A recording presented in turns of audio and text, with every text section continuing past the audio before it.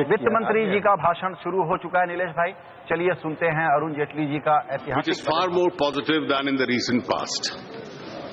When other countries are facing serious challenges, India is about to take off on a faster growth trajectory once again.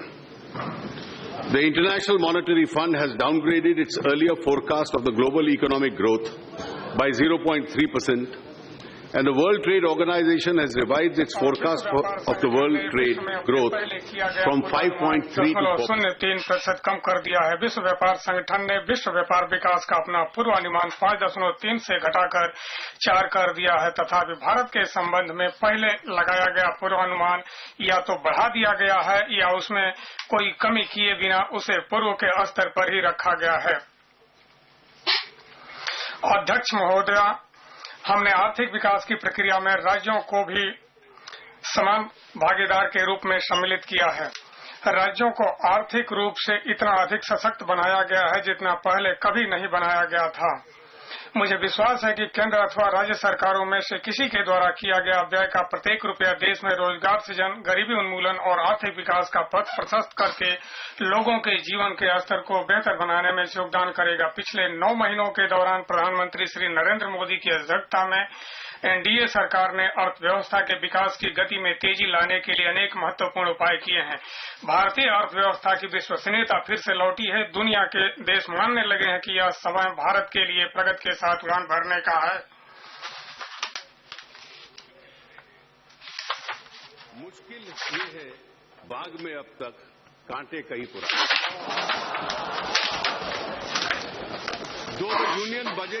हालांकि केंद्रीय budget अनिवार्य रूप से लोक वित्त का लेखा विवरण है, किंतु पारंपरिक रूप से यह भारत की आर्थिक नीति की दिशा और गति की रूपरेखा बताने का एक विशेष अवसर प्रदान करता है। अतः मेरे प्रस्ताव में विकास की गति को तीव्रतर बनाने, निवेश में वृद्धि करने, निवेश में और विकास प्रक्रिया के फायदे को देश के आम आदमी, महिला, युवा और बच्चों तक पहुंचाने के लिए कार्यक्रमों की रूपरेखा प्रस्तुत की गई है। इनके जीवन स्तर में सुधार किया जाना है। यह वह पथ है जिस पर हम पूरे इरादे से और बिना रुके चलते रहेंगे। हमारे प्रधानमंत्री ने भी अक्सर कहा है कि हमारी सरकार 24 घंटे और पूरे वर्ष काम करने वाली सरकार है। महोदया, मैं देश में हमारी सरकार द्वारा कामकाज शुरू किए जाने के बाद से भारतीय अर्थव्यवस्था में आए बदलावों का जिक्र करना चाहता हूं। नवंबर 2012 में सीपीआई मुद्रास्फीति 11.2% थी। भारत 13-14 की पहली तिमाही तक चालू घाटा सकल घरेलू उत्पाद के 4.6% तक पहुंच गया था तथा मार्च 2014 तक सामान्य विदेशी निवेश अंतर्वाह 15 मिलियन अमेरिकी डॉलर था। हमें एक ऐसी भावना विरासत में मिली जो मैं कहना चाहता हूं कि दुर्भाग्य और निराशा से ओतप्रोत थी तथा निवेशक समुदाय का हम पर भरोसा प्राय खत्म हो गया था। तब से हमने एक लंबी दूरी तय की है। नवीनतम सीपीआई मुद्रास्फीति दर 5.1% तथा थोक मूल्य मुद्रास्फीति ऋणात्मक स्तर पर है। इस वर्ष चालू वर्ष घाटा सकल घरेलू उत्पाद के 1.3% से कम रहने की संभावना है। नई श्रृंखला के आधार पर हम वास्तविक घरेलू उत्पाद वृद्धि 7.4% हो जाने की उम्मीद है, जिससे भारत विश्व में सर्वाधिक तेजी से विकसित हो रही विशाल अर्थव्यवस्था वाला देश बन गया है। अप्रैल 2014 के बाद से देश में लगभग 55 बिलियन अमेरिकी डॉलर का विदेशी निवेश अंतर्वाह हुआ है, जिससे हमारा विदेशी मुद्रा भंडार बढ़कर 340 बिलियन अमेरिकी डॉलर के रिकॉर्ड स्तर पर पहुंच गया है। रुपया विश्व के प्रमुख देशों की मुद्राओं की तुलना में पहले से 6.4% अधिक मजबूत हुआ है। हमारी पूंजी बाजार विश्व की प्रमुख अर्थव्यवस्था वाले देशों में दूसरा सबसे अच्छा निष्पादन करने वाला बाजार था। संक्षेप में अध्यक्ष महोदय, हमारी अर्थव्यवस्था में नाटकीय ढंग से आमूल चूल बदलाव आया है। हमने अपने बृहद आर्थिक अस्थायित्व को फिर से प्राप्त किया है तथा अस्थायी तौर पर गरीबी उन्मूलन, रोजगार सृजन और 2 अंकों में संपोषणीयता आर्थिक विकास संबंधी परिस्थितियां उत्पन्न की है। घरेलू और अंतर्राष्ट्रीय निवेशक हमारी ओर हित और आशा के साथ देख रहे हैं। अध्यक्ष महोदय, इन चुनौतियों के प्रति विशेष रूप से जागृत होने के साथ ही ये चुनौतियां हमें आशावादी बने रहने के लिए भी प्रेरित करती हैं। सभी प्रतिकूल परिस्थितियों के मौजूद होने के बावजूद मेरा मानना है कि ऐसी स्थिति इस कारण उत्पन्न हुई है कि हमने उसे उत्पन्न होने दिया। भारत की जनता ने शीघ्र बदलाव, तीव्र विकास और उच्चतम स्तर की पारदर्शिता को स्थापित करने के लिए हमें सत्ता सौंपी है। जनता चाहती थी कि देश से घोटाला, स्कैंडल और भ्रष्टाचार का राज समाप्त हो। वह ऐसी सरकार चाहती थी जिस पर वह विश्वास कर सके। हम उस विश्वास पर खरे उतरे हैं। हमारे कार्य मूल अथवा बृहद आर्थिक क्षेत्रों तक सीमित नहीं है, इनका प्रसार सामाजिक, सांस्कृतिक और प्रशासनिक क्षेत्रों में भी है। प्राकृतिक संसाधनों के आवंटन, वित्तीय समावेशन, आम आदमी के स्वास्थ्य और स्वच्छता, बालिकाओं और उनकी शिक्षा, युवाओं के लिए रोजगार, उन्नत और अप्रतिकूल कर प्रशासन, प्रौढ़ सुविधाओं की प्रभावी सुपुर्दगी, निवेश और नियोजन, रोजगार सृजन, श्रमिकों के कल्याण, कृषि उत्पादकता और कृषि आय बढ़ाने, विद्युत, डिजिटल कनेक्टिविटी, हमारे युवाओं का कौशल विकास करने, सरकार में प्रभावी और बेहतर कार्य संस्कृति, व्यवसाय करने को सुगम बनाने, उत्तरी पूर्वी राज्यों को मुख्य धारा में लाने और हमारे राष्ट्रीय गर्व और संस्कृति के पुनरुद्धार के लिए कार्य किए गए हैं। मैं इनका ब्यौरा इस भाषण के अनुबंध में दे रहा हूं। अध्यक्ष महोदया, हमारे द्वारा किए गए कार्यों में से मैं 3 उपलब्धियों के बारे में बताना चाहूंगा। ये हमारी सरकार की विशेषता और दृढ़ विश्वास को दर्शाती हैं। पहली उपलब्धि जन धन योजना की सफलता है। वित्तीय समावेशन के बारे में दशकों से बातें की जा रही थी। किसने सोचा कि 100 दिनों की अल्प अवधि में 12.5 करोड़ से अधिक परिवार वित्तीय मुख्य धारा से जुड़ सकेंगे। दूसरी उपलब्धि कोयला नीलामियां रही। पहले राज्यों को केवल रॉयल्टी के लाभ मिलते थे। अब हमारी पारदर्शी नीलामी प्रक्रिया से कोयला वाले राज्यों को कई लाख या करोड़ों रुपए प्राप्त होंगे। ये राज्य इनका उपयोग लंबे समय से प्रतीक्षित सामुदायिक आस्तियों के सृजन और अपने लोगों के कल्याण के लिए कर सकते हैं। तीसरी उपलब्धि स्वच्छ भारत है। भारत का पुनरुद्धार करने के लिए इस अभियान को आंदोलन में बदलने में हम कामयाब रहे हैं।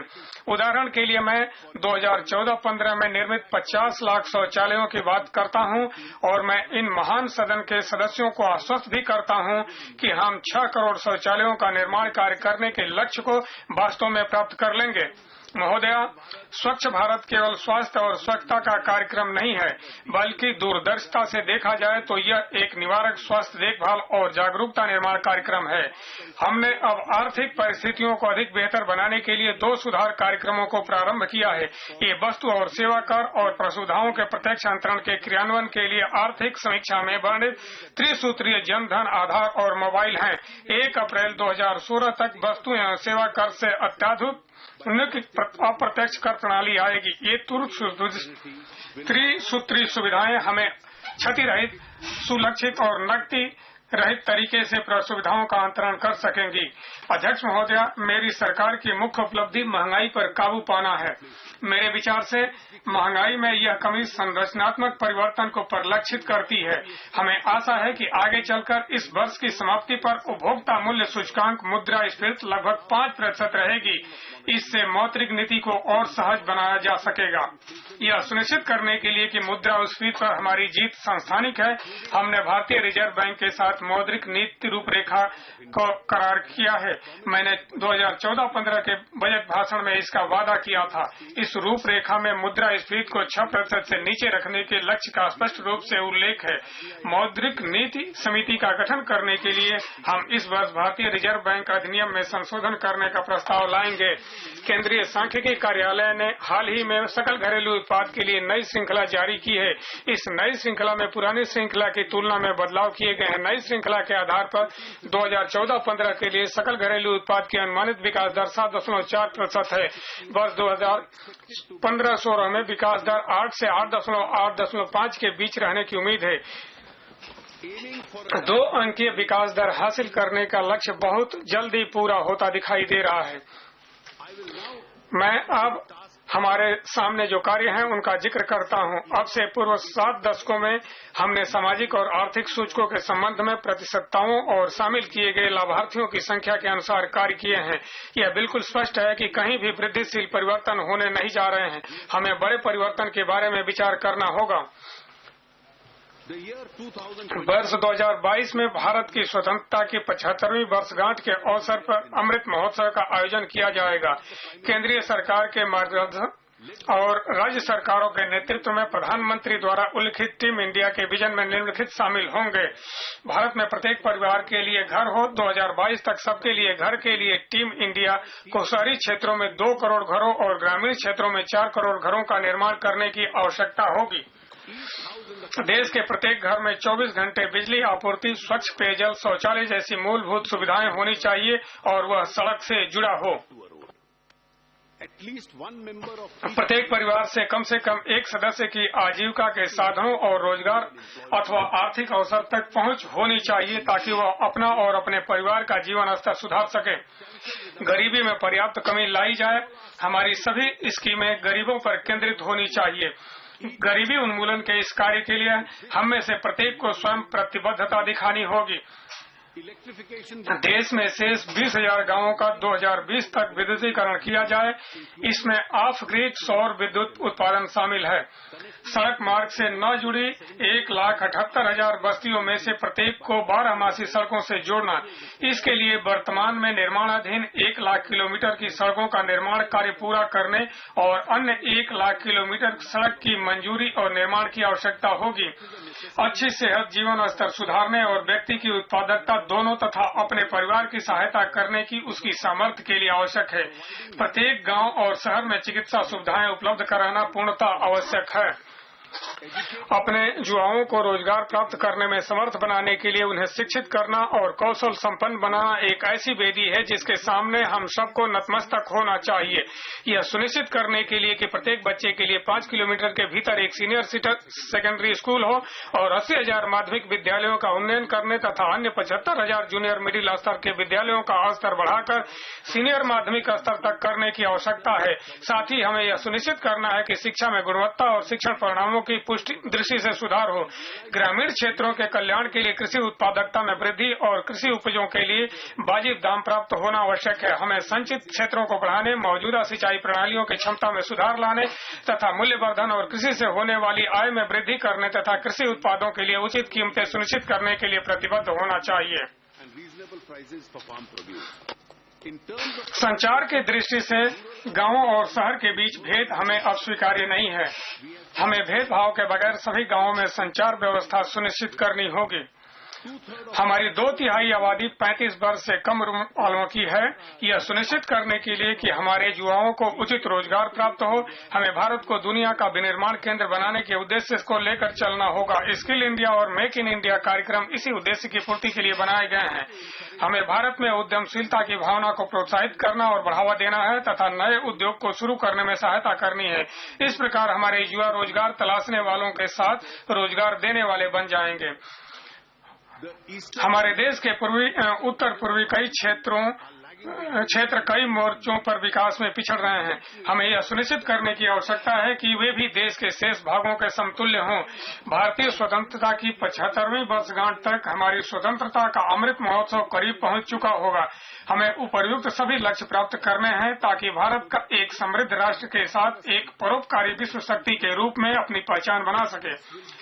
अपने स्वतंत्रता सेनानियों को यह हमारी सच्ची श्रद्धांजलि हो। अध्यक्ष महोदय, यह मैं पहले ही बता चुका हूं कि चुनौतियों को लेकर मैं भी चिंतित हूं। मेरे विचार से 5 मुख्य चुनौतियां हैं।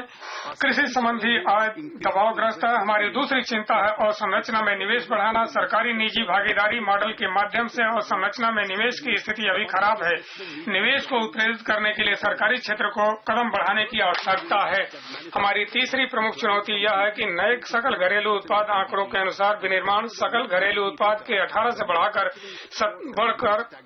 18 से गिरकर 17 रह गया है और विनिर्माण निर्यात सकल घरेलू उत्पाद के लगभग 10 पर स्थिर है।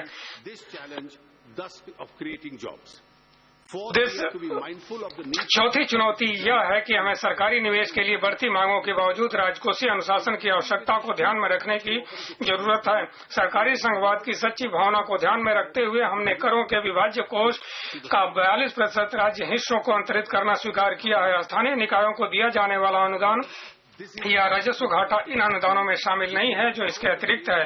जैसा कि महान सदन के सदस्यों को पता ही है कि यह एक अप्रत्याशित वृद्धि है। इससे राज्यों को अधिक संसाधन मिलने से वे सशक्त हो जाएंगे। राज्यों को 2014-15 के संशोधित अनुमानों के अनुसार 3.38 लाख करोड़ रुपए अंतरण की तुलना में यह अंतरण 3.04 करोड़ रुपए की अतिरिक्त राशि की अंतरित होगी। इस प्रकार राज्यों को कुल अंतरण केंद्र के लिए निवल कर राजस्व का लगभग 62% हो जाएगा। केंद्र के लिए घटती परिणामी राजकोषीय गुंजाइश के बावजूद सरकार ने सड़कों सहित कृषि 38% केंद्र के पास होगा। केंद्र के लिए घटती परिणामी राजकोषीय गुंजाइश के बावजूद सरकार ने सड़कों सहित कृषि, शिक्षा, स्वास्थ्य, मनरेगा, ग्रामीण और संरचना जैसी महत्वपूर्ण राष्ट्रीय प्राथमिकताओं को सहायता जारी रखने का निश्चय किया है। गरीबों और उपेक्षित लोगों के लिए बनाए गए कार्यक्रम जारी रहेंगे। अपनी राजकोषीय स्थिति में न केवल गिरावट आई, अपितु यह प्राय खत्म सी हो गई है। मुझे राजकोषीय अनुशासन को बनाए रखने की पांचवी चुनौती का मुकाबला करना है। इस वर्ष 11.5% की आर्थिक वृद्धि सांकेतिक अर्थ में लगभग 2% कम थी, जिसके लिए मुद्रास्फीति की दर कम होना है।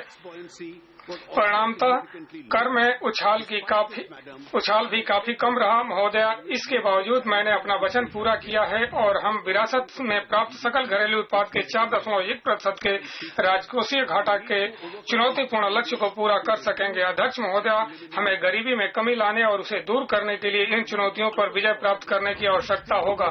अध्यक्ष महोदया, मैं विशेष रूप से उल्लेख करना चाहता हूं कि मेरी सरकार सकल घरेलू उत्पाद के 3% के मध्यावधि लक्ष्य को प्राप्त करने के प्रयास के प्रति कृत संकल्प है, किंतु इस प्रयास में सरकारी निवेश में वृद्धि करने की आवश्यकता पर विचार करना होगा।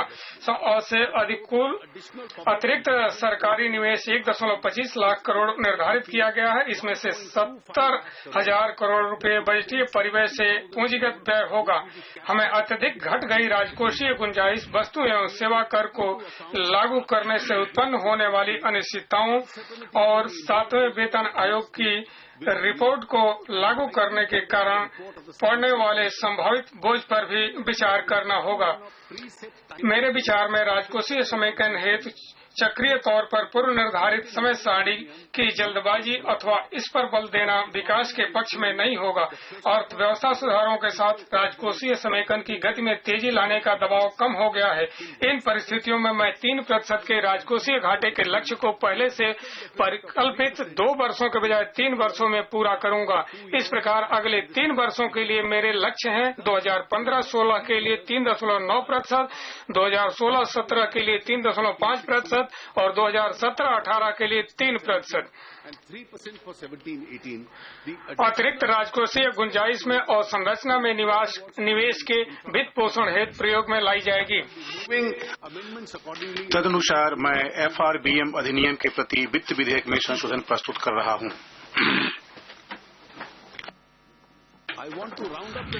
अध्यक्ष महोदया, मैं एक आशावादी टिप्पणी के साथ राजकोषीय रूपरेखा पर विचार विमर्श को विराम देना चाहता हूं। जबकि संरचनात्मक परिवर्तन हुआ है, किंतु रोजगार सृजन, गरीबी उन्मूलन और संरचना निर्माण की समग्र स्थिति निर्बाध रही है।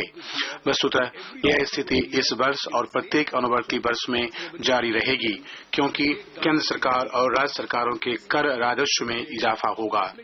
लोक वित्त के इस राष्ट्रीय परिप्रेक्ष्य से न केवल राजकोषीय समेकन की गाड़ी पटरी पर है, अपितु इससे समग्र रूप में सरकारों के कुल सरकारी व्यय में सकल घरेलू उत्पाद के 0.5% से अधिक की वृद्धि होने की उम्मीद की जा सकती है। धन्यवाद महोदया। जैसा आवश्यकता होगी मैं आपसे निवेदन कर लूंगा। अध्यक्ष महोदया, आप देखेंगी कि बजट में विनिवेश संबंधी आंकड़े अत्यधिक अस्पष्टता के साथ प्रदर्शित किए गए हैं। इसमें घाटा उठाने वाली इकाइयों में विनिवेश और कुछ स्ट्रेटेजिक विनिवेश दोनों ही शामिल हो सकेंगे।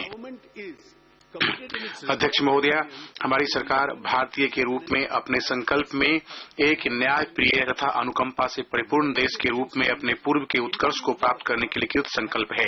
विगत में अच्छे इरादों के साथ प्रारंभ की गई स्कीमें प्रायः अपने लक्ष्य पूरे नहीं कर सकी हैं, कमियों के जाल में उलझ गई हैं और इन पर अक्षमता का ठप्पा लग गया है। यही स्थिति सब्सिडियों की भी है। सब्सिडियों की जरूरत गरीबों और वंचितों के लिए होती है। हमें सब्सिडी सुपुर्दगी की सुरक्षित प्रणाली की आवश्यकता है। हमें सब्सिडी क्षतियों को कम करने की आवश्यकता है, न कि सब्सिडियों को ही समाप्त करने की। हम इस दृष्टिकोण पर आधारित सब्सिडियों को युक्तिसंगत बनाने की प्रक्रिया के लिए प्रतिबद्ध हैं। हम उस पथ पर चल पड़े हैं। अधिकतर छात्रवृत्ति स्कीमों में शुरू किए गए प्रत्यक्ष लाभ अंतरण लाभार्थियों की मौजूदा संख्या 1 करोड़ से बढ़कर 10.3 करोड़ करने के लिए इसका और विस्तार किया जा सकेगा। इसी प्रकार 11.5 करोड़ एलपीजी उपभोक्ताओं को 6,335 करोड़ का प्रत्यक्ष अंतरण किया गया है। मुझे पूरा विश्वास है कि इस सदन के सदस्यों जैसे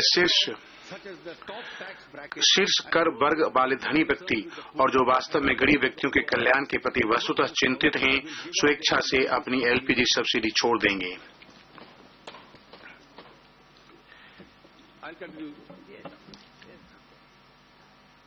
मैं जारी रखूंगा। हमारे किसानों के प्रति हमारी प्रतिबद्धता गहरी है। हमने कृषि उत्पादन में महत्वपूर्ण 2 बड़े कारकों अर्थात मृदा और पानी के समाधान के लिए पहले ही प्रमुख उपाय किए हैं। सतत आधार पर मृदा उर्वरता में सुधार लाने के लिए महत्वाकांक्षी मृदा स्वास्थ्य कार्ड स्कीम शुरू की गई है। मृदा स्वास्थ्य सुधारने के लिए मैं कृषि मंत्रालय की परंपरागत कृषि विकास योजना के वित्त पोषण और पूर्ण सहायता का भी प्रस्ताव करता हूं। प्रधानमंत्री ग्राम सिंचाई योजना प्रति बूंद अधिक फसल की व्यवस्था करने के लिए प्रत्येक किसान के खेत में सिंचाई करने और जल घर दक्षता में सुधार लाने के उद्देश्य से बनाई गई है। मैं सूक्ष्म सिंचाई, जल संभर विकास और प्रधानमंत्री कृषि सिंचाई योजना की सहायता हेतु 5,300 करोड़ आवंटित कर रहा हूं। मैं राज्यों से आग्रह करता हूं कि इस महत्वपूर्ण क्षेत्र में भरपूर सहयोग दें। छोटे और सीमांत किसानों पर विशेष ध्यान देते हुए प्रभावी और निर्बाध कृषि ऋण की सहायता से कृषि क्षेत्र को बढ़ावा दिया जाए।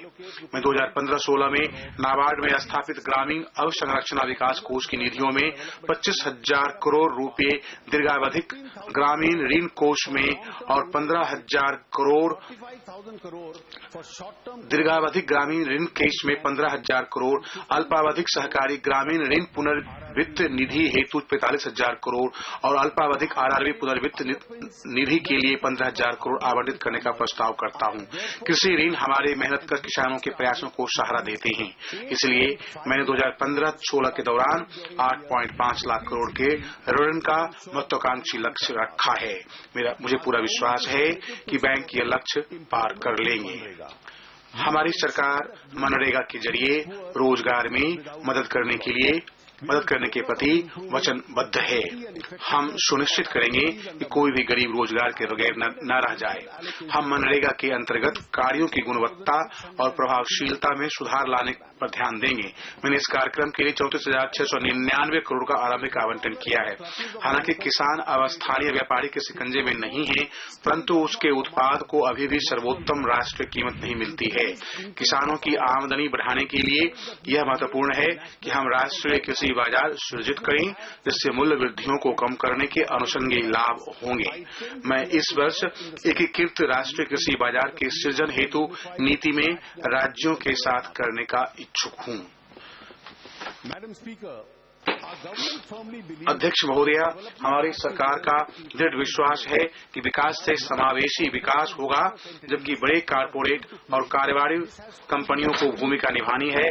इसे अधिकतम रोजगार सृजन में लगे अनौपचारिक क्षेत्र के उद्यमों द्वारा संपूर्णित करना होगा। लगभग 5.77 करोड़ छोटे व्यवसायी वाले यूनिटें हैं और अधिकतर व्यष्टि स्वामित्व की हैं तथा छोटे विनिर्माण, व्यापार अथवा सेवा व्यवसाय चलाते हैं और इनमें 62% अनुसूचित जाति, अनुसूचित जनजाति, अन्य पिछड़े वर्ग के व्यक्तियों के स्वामित्व में हैं। ये पिरामिड के सबसे निचले पायदान पर हैं। ये मेहनतकश उद्यमी असंभव तो नहीं, पर मुश्किल से ऋण की औपचारिक प्रणालियों तक पहुंच पाते हैं। मैं इसलिए 20,000 करोड़ की निधि और 3,000 करोड़ की गारंटी निधि से सूक्ष्म यूनिट विकास पुनर्वित्त एजेंसी मुद्रा बैंक सृजित करने का प्रस्ताव करता हूं। मुद्रा बैंक सभी सूक्ष्म वित्त संस्थाओं जो ऐसी छोटी कारोबार इकाइयों को उधार देने के व्यवसाय में लगी हैं, जो प्रधानमंत्री मुद्रा योजना के जरिए संचालित और पुनर्वित्त पोषण करेगा, उधार देने में अनुसूचित जाति, अनुसूचित जनजातियों के उद्योगों को प्राथमिकता दी जाएगी। ये उपाय युवा, शिक्षित अथवा कुशल श्रमिकों को भरोसा बढ़ाएंगे, जो पहली पीढ़ी के उद्यमों बनने की इच्छा रखने में समर्थ होंगे। विद्यमान छोटे व्यवसायी भी अपने कार्यकलापों का विस्तार करने में समर्थ होंगे। जिस प्रकार हम बिना बैंक वालों को बैंक वाला बना रहे हैं, उसी तरह हम अनिधिबद्ध को निबद्ध कर रहे हैं। दीर्घकालिक प्राप्य संग्रहण चक्रों के कारण किसी सूक्ष्म, लघु और मझोले उद्यम की कार्यशील पूंजी जरूरत का महत्वपूर्ण भाग उत्पन्न होता है। हम ट्रेड डिस्काउंटिंग सिस्टम की स्थापना करने की प्रक्रिया में हैं, जो बहुविध फाइनेंसरों के जरिए कॉरपोरेट और अन्य क्रेताओं से सूक्ष्म, लघु और मझोले उद्यमों के व्यापार प्राप्तियों के वित्त पोषण सुसाध्य बनाने के लिए इलेक्ट्रॉनिक प्लेटफॉर्म होगा। यह महत्वपूर्ण रूप से इस उद्यम क्षेत्र में नकदी में सुधार लाएगा। रेशम औद्योगिक कंपनी अधिनियम तथा औद्योगिक और वित्तीय पुनर्निर्माण ब्यूरो ये लक्ष्य प्राप्त करने में असफल रहे हैं। हम वित्त वर्ष 15-16 में विस्तृत दिवालियेपन कोड लाएंगे, जो वैश्विक मानक पूरा करेगा और आवश्यक न्याय क्षमता की आवश्यक व्यवस्था करेगा। सरकार औपचारिक वित्तीय प्रणाली तक लोगों की पहुंच बढ़ाने के प्रति वचनबद्ध है। सरकार औपचारिक वित्तीय प्रणाली तक लोगों की पहुंच बढ़ाने के प्रति वचनबद्ध है। इस संदर्भ में सरकार देश भर में फैले सभी गांवों में मौजूद 1,54,000 स्थानों पर विशाल डाक नेटवर्क का उपयोग करना चाहती है। मुझे आशा है कि डाक विभाग अपने उद्यम से भुगतान बैंक को सफल बनाएंगे, ताकि यह प्रधानमंत्री जन धन योजना में और योगदान कर सके।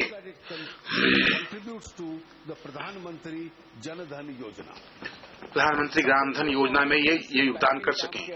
समुत्थान से संबंधित मामलों में गैर बैंकिंग वित्तीय कंपनियों NBMC की अन्य वित्तीय संस्थाओं के साथ विनियमन में समानता लाने के लिए यह प्रस्ताव है कि भारतीय रिजर्व बैंक के पास पंजीकृत 500 करोड़ रुपए और उससे अधिक की परिसंपत्ति आधार वाली गैर बैंकिंग वित्तीय कंपनी ND को सरफेसी अधिनियम 2002 के अनुसार वित्तीय संस्था के तौर पर अधिसूचनाओं हेतु विचार किया जा सकेगा। भारत की जनसंख्या का बड़ा भाग स्वास्थ्य, दुर्घटना अथवा जीवन किसी प्रकार के बीमा के बगैर ही है। दुखद है कि जब हमारी युवा पीढ़ी बूढ़ी होगी, उसके पास भी कोई पेंशन नहीं होगी। प्रधानमंत्री जन धन योजना की सफलता से प्रोत्साहित होकर मैं सभी भारतीयों, विशेषकर गरीबों के वंचितों के लिए कार्यशील सामाजिक नेटवर्क सृजित करने के कार्य का प्रस्ताव करता हूं। सभी भारतीयों के लिए जो सुविधाओं से वंचित हैं और जो गरीब हैं, शीघ्र शुरू की जाने वाली प्रधानमंत्री ग्राम सुरक्षा बीमा योजना मात्र 12 रुपए प्रति वर्ष के प्रीमियम पर 2 लाख के दुर्घटना मृत्यु जोखिम को कवर करेगी। इसी तरह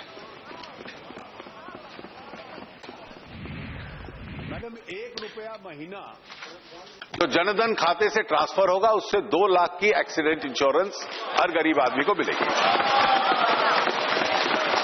सिमिलरली उसी प्रकार इसी तरह हम अटल पेंशन योजना की शुरुआत करेंगे। यह अंशदान की अवधि पर निर्भर रहते हुए एक निश्चित पेंशन उपलब्ध कराएगी। इस योजना में शामिल होने के लिए लोगों को प्रोत्साहित करने हेतु सरकार 31 दिसंबर 2015 से पहले खोले गए नए खातों में 5 वर्ष के लिए 1,000 रुपए प्रतिवर्ष तक सीमित लाभार्थियों के प्रीमियम के 50% का अंशदान करेगी। हर महीने कोई गरीब आदमी कंट्रीब्यूट करे, उसमें से आधा सरकार देगी और 60 साल की उम्र से उसको पेंशन मिलनी आरंभ होगी।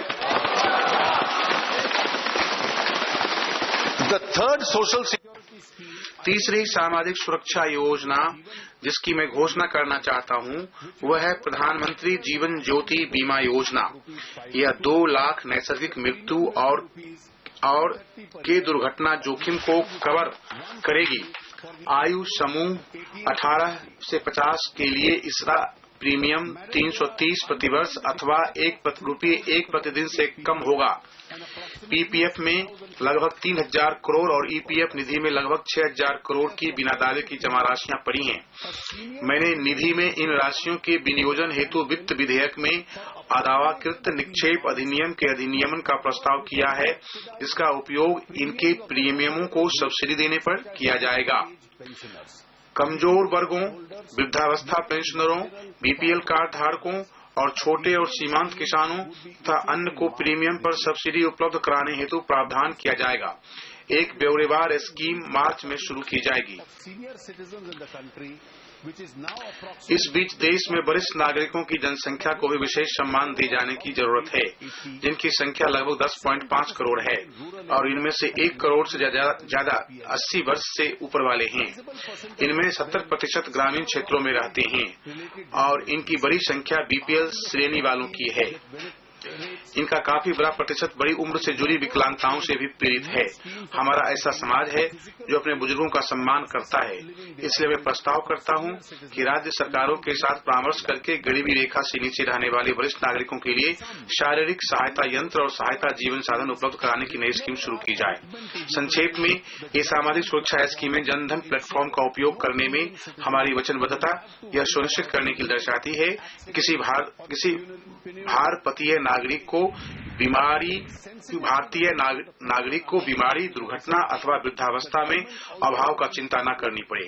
गरीबों, उपेक्षितों और वंचितों की जरूरतों के प्रति संवेदनशील रहते हुए मेरी सरकार अनुसूचित जातियों, अनुसूचित जनजातियों और महिलाओं के लिए चल रही कल्याण योजनाओं के प्रति भी वचनबद्ध है। मैं इन कार्यक्रमों हेतु निम्नानुसार आवंटन बढ़ाने का प्रस्ताव करता हूँ। अनुसूचित जाति के लिए 30,851 करोड़, अनुसूचित जनजाति के लिए 19,980 करोड़, महिलाओं के लिए 89,258 करोड़। उन अल्पसंख्यक युवाओं को समर्थ बनाने के लिए इस वर्ष नई मंजिल नामक एक एकीकृत शिक्षा और आजीविका स्कीम आरंभ की जाएगी, जिसके पास औपचारिक स्कूल स्थानांतरण प्रमाण पत्र नहीं होता, जिससे वो कोई या बेहतर रोजगार प्राप्त कर पाते।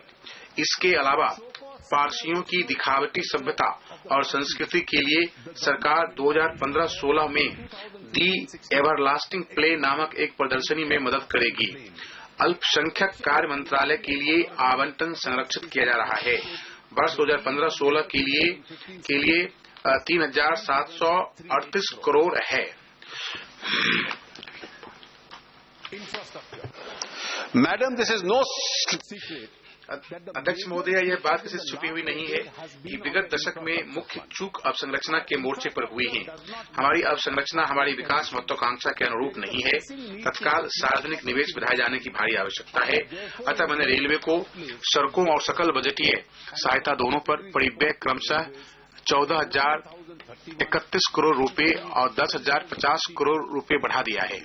सरकारी क्षेत्र की यूनिटों का पूंजी व्यय 3,17,889 करोड़ रुपए होना अनुमानित है।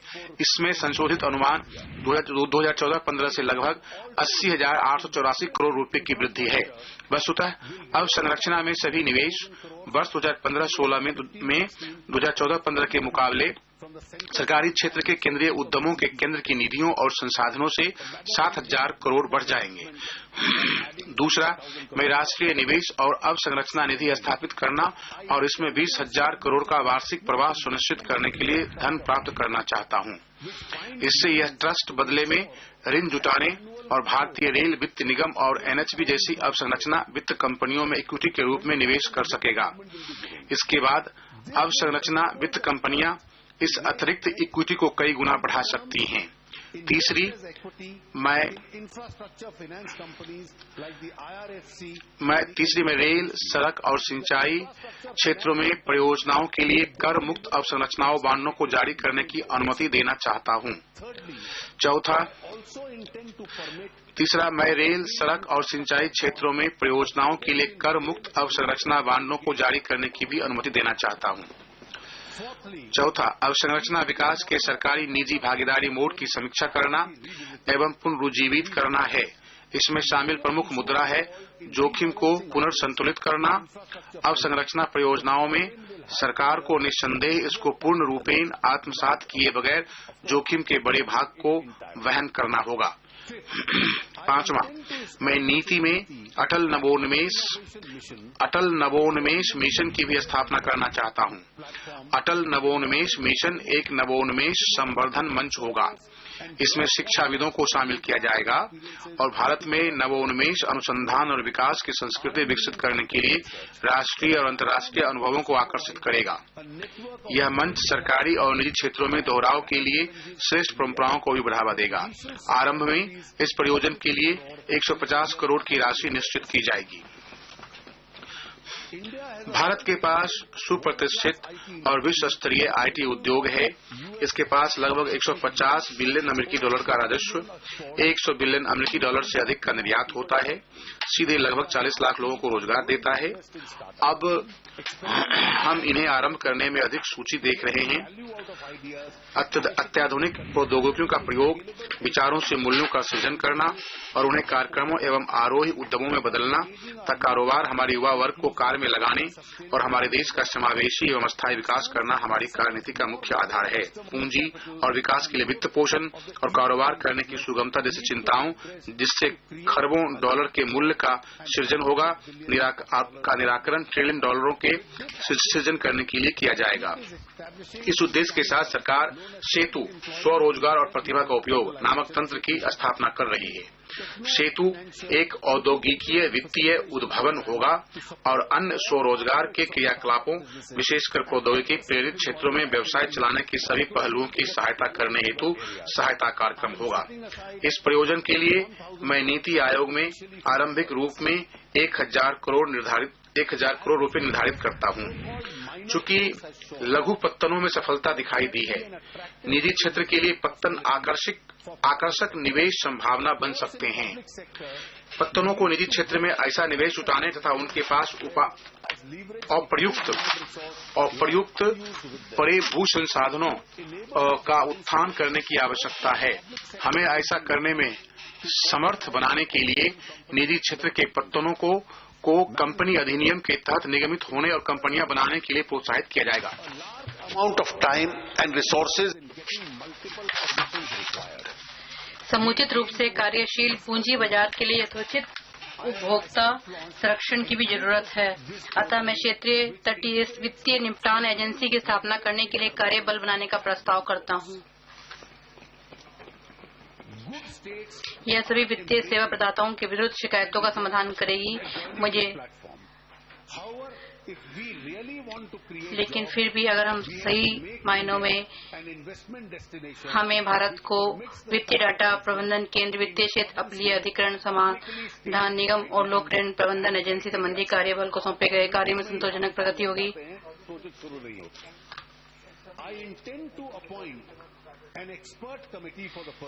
इसके लिए हम एक समिति का गठन करेंगे ताकि और वो ये स्थापना करने के लिए कार्य बल बनाने का प्रस्ताव करता हूँ। यह सभी वित्तीय सेवा प्रदाताओं के विरुद्ध शिकायतों का समाधान करेगी। आपका रेगुलेटरी मैकेनिज्म में गाइडलाइंस होंगी, उसके मुताबिक काम शुरू कीजिए। प्रायर परमिशन का ये सब्स्टिट्यूट होगा।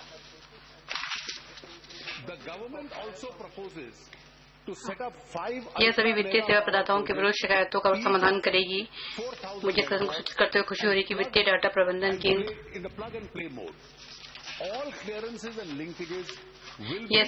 मुझे समाधान निगम और लोक ऋण प्रबंधन एजेंसी संबंधी कार्यबल को सौंपे गए कार्य में संतोषजनक प्रगति हो रही है।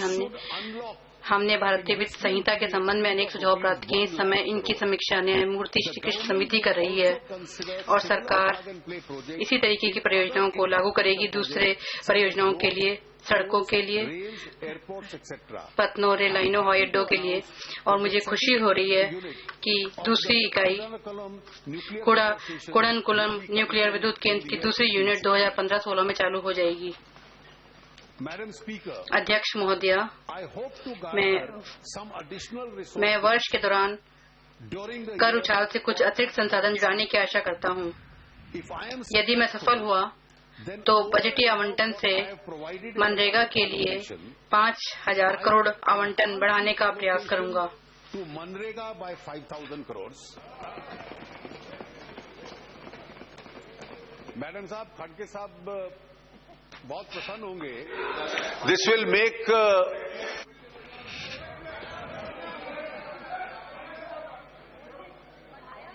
Please.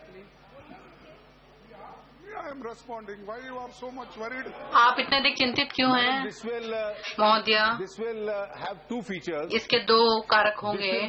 इससे रिसीवर का आवंटन होगा, वो मनरेगा के अंतर्गत सबसे अधिक उसको धनराशि प्राप्त होगी।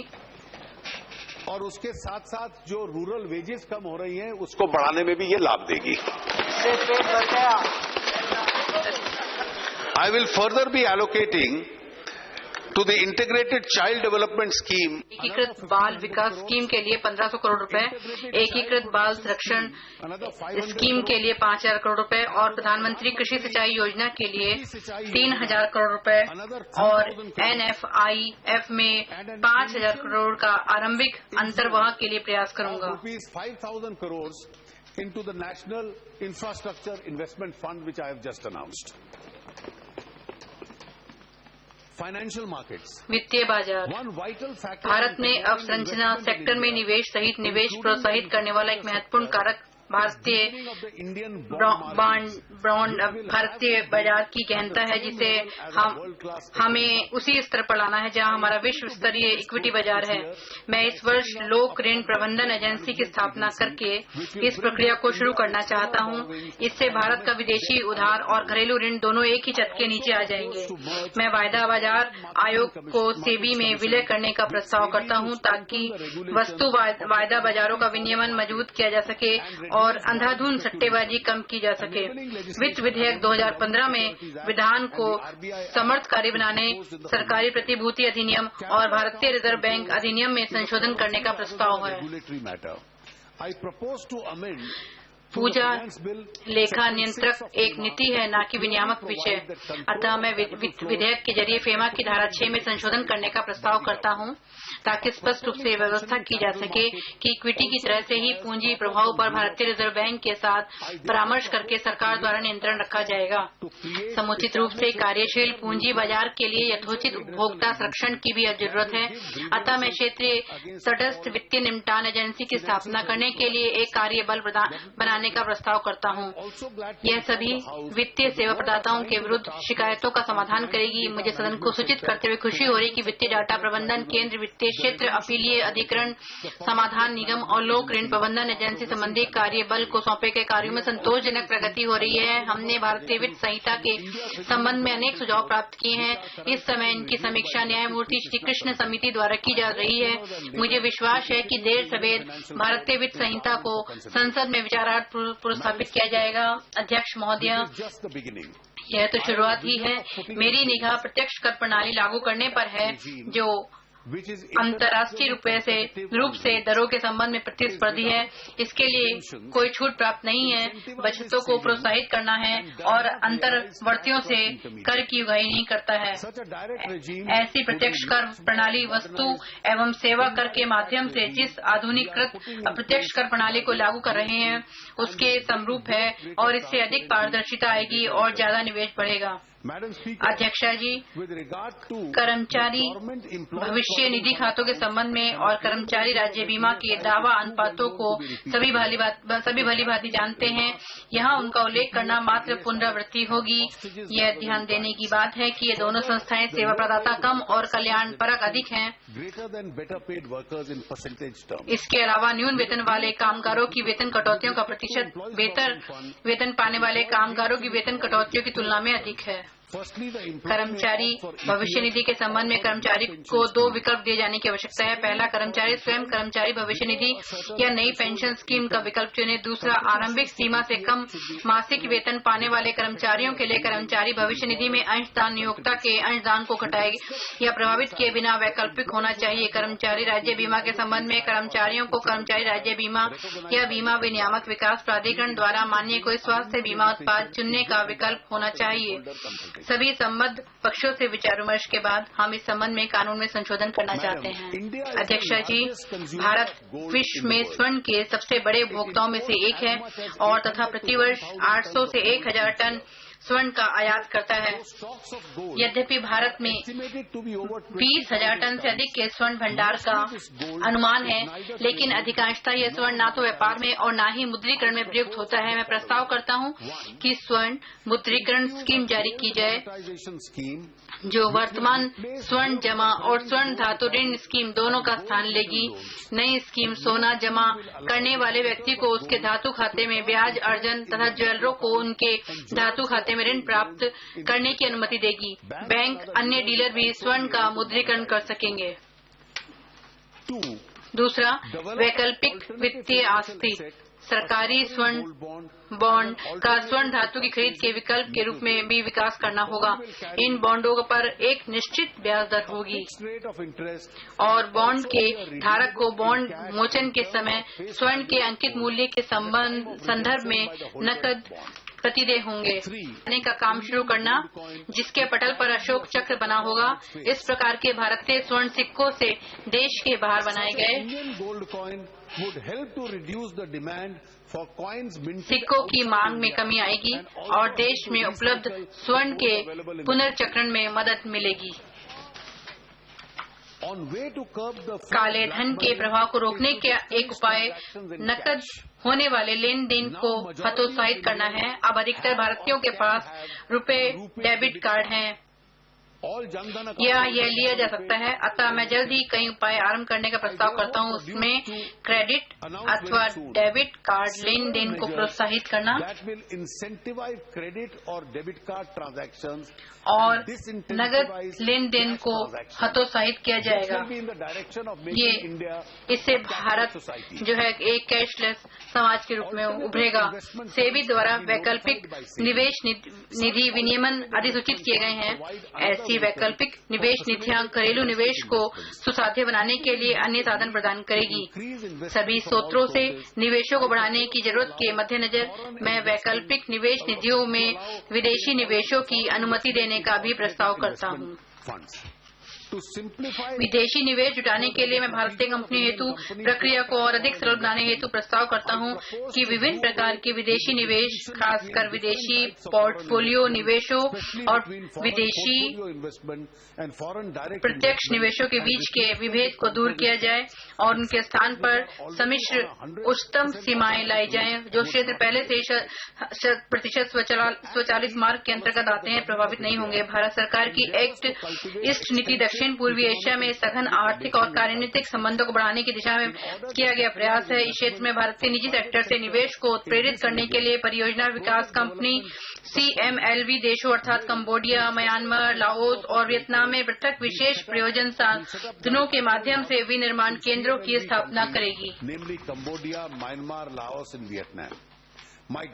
मेरी सरकार महिलाओं की सुरक्षा और सुरक्षा के लिए वचनबद्ध है। मैं महिलाओं की सुरक्षा, अधिवक्तता और जागरूकता वाले कार्यक्रमों की सहायता के लिए मैंने निर्भया कोष में अतिरिक्त 1000 करोड़ मुहैया कराने का निर्णय लिया है। भारत में सांस्कृतिक विश्व धरोहर के 25 स्थल हैं।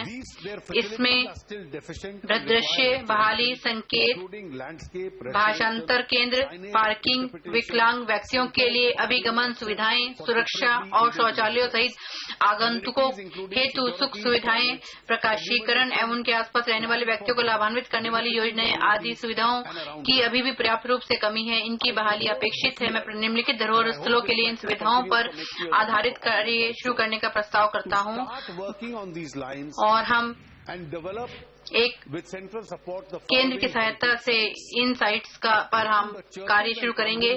पुराने गोवा के चर्च और कॉन्वेंट, दूसरा हम्पी कर्नाटक, एलिफेंटा गुफाएं मुंबई, राजस्थान में कुंभलगढ़ और अन्य पहाड़ी किले, रानी की वाव पाटन गुजरात, ले पैलेस लद्दाख जम्मू कश्मीर, वाराणसी मंदिर टाउन उत्तर प्रदेश, जलियांवाला बाग अमृतसर पंजाब, कुतुब शाही मकबरा हैदराबाद तेलंगाना।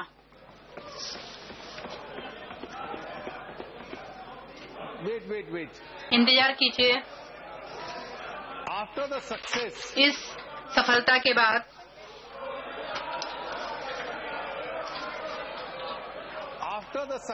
इस सफलता के बाद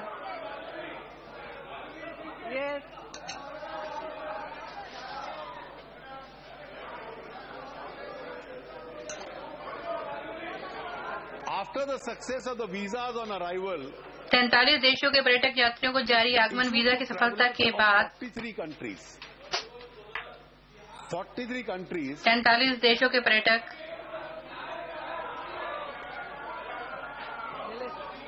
Madam, last year we अध्यक्षा जी, पिछले साल हमने घोषणा की थी कि आगमन पर वीजा मिलेगा। ये 43 देशों के लिए किया गया था।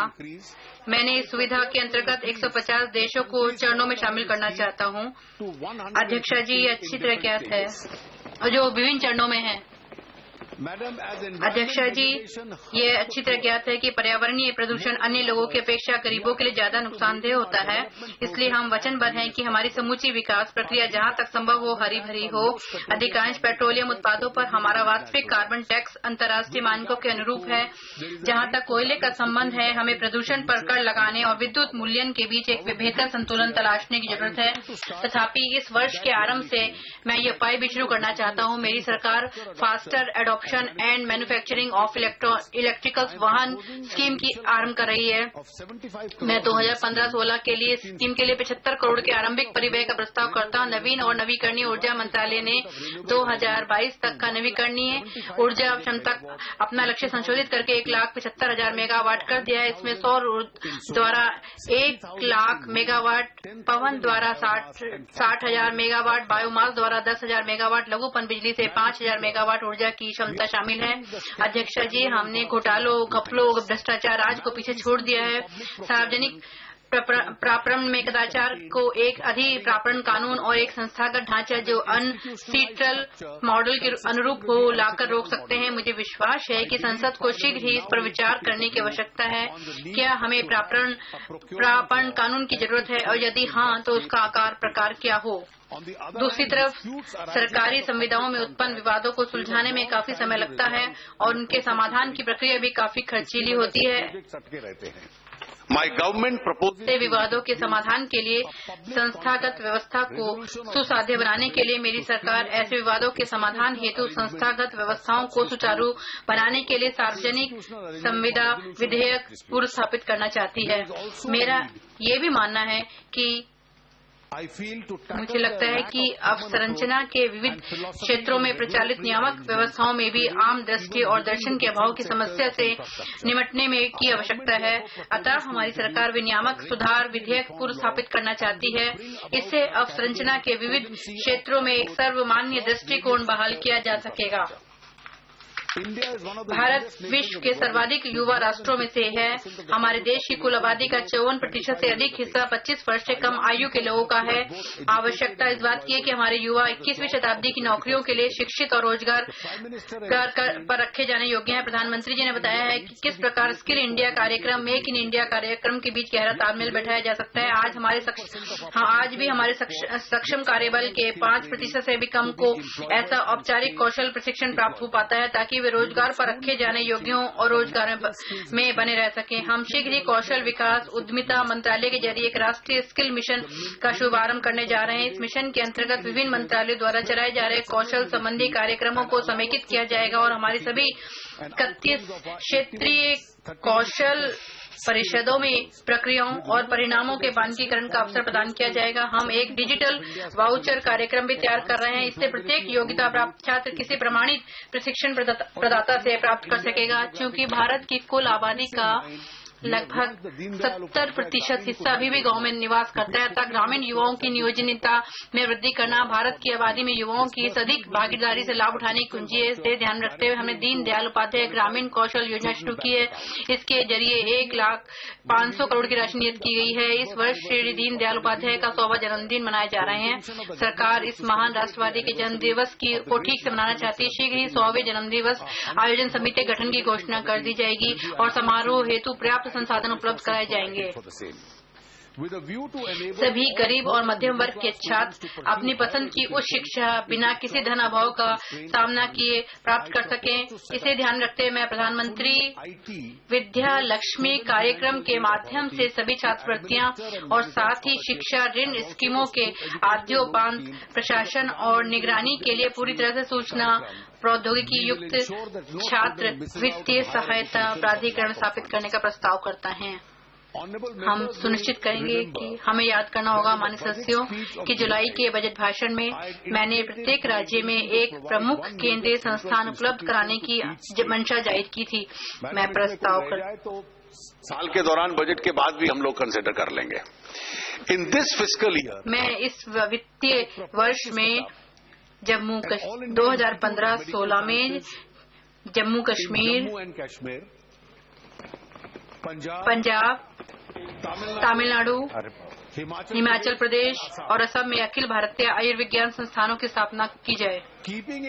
बिहार में आयुर्विज्ञान को बढ़ावा देने के मद्देनजर मैं इस राज्य में Akhil Bharatiya Ayurvigyan I propose to set up another AIIMS like राज्य में अखिल भारतीय आयुर्विज्ञान संस्थान जैसे अन्य संस्थानों की स्थापना करने का प्रस्ताव करता हूँ। मैं कर्नाटक में एक भारतीय प्रौद्योगिकी संस्थान स्थापित करने तथा Indian school of mines Dhanbad को एक परिपूर्ण IIT में अपग्रेड करने का प्रस्ताव करता हूँ। मैं अमृतसर में एक बागवानी अनुसंधान शिक्षा स्नातकोत्तर संस्थान स्थापित करने का प्रस्ताव करता हूँ। जम्मू कश्मीर आंध्र प्रदेश में भारतीय प्रबंधन संस्थान स्थापित किए जाएंगे। केरल में मौजूदा राष्ट्रीय वॉक एवं श्रवण संस्थान को निःशक्तता अध्ययन पुनर्वास विश्वविद्यालय में अपग्रेड करने का प्रस्ताव करता हूँ। मैंने 3 नए राष्ट्रीय भेषज शिक्षा एवं अनुसंधान संस्थान स्थापित करने का प्रस्ताव करता हूँ, जिनमें एक स्थापना क्रमशः महाराष्ट्र, राजस्थान, छत्तीसगढ़ में स्थापित किया जाएगा। नागालैंड, उड़ीसा में एक विज्ञान शिक्षा अनुसंधान संस्थान स्थापित किए जाने का प्रस्ताव है। सरकारी क्षेत्रों के बैंकों के प्रशासन में सुधार लाने के लिए सरकार का विचार एक स्वायत्त बैंक बोर्ड ब्यूरो स्थापित करने का। यह ब्यूरो सरकारी क्षेत्र के बैंकों को प्रमुखों की तलाश में उनका चयन करेगा। अलग अलग कार्यनीति नमोन्मेष वित्तीय तारीखों और लिखितों के जरिए ड्यूटी चटाने की योजना तैयार करने में उनकी मदद करेगा। यह बैंकों के लिए नियंत्रक और निवेश कंपनी स्थापित करने का एक अंतिम कदम होगा। अध्यक्ष जी, मैं तुमको बताना चाहता हूँ कि हमें डिजिटल इंडिया तैयार करने की दिशा में सही प्रगति कर रहे हैं। 2.5 लाख से गाँव को जोड़ने वाले 7.5 लाख किलोमीटर के राष्ट्रीय ऑप्टिकल फाइबर